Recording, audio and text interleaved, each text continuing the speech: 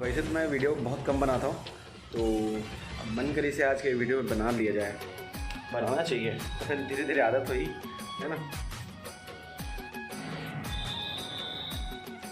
तो सब बढ़िया, सब बने बने संगवारी हो। वीडियो ज़्यादा लंबा नहीं होने वाला है, बहुत छोटा होने वाला है। और क्या है कि मुझे ड्यूटी भी जाना है और कृषु को वेट कर रहा था कि वो कब कृष्ण बन के आए। और आप मन ला दिखाओ, है ना, नटखट है बहुत और वैसे शैतान भी। और कितना टाइम लगेगा कृषु? तो संगवारी हो, कृषु भी तैयार होते हैं। एक सेकंड करके 5 मिनट से ज़्यादा हो गए। ये देखिए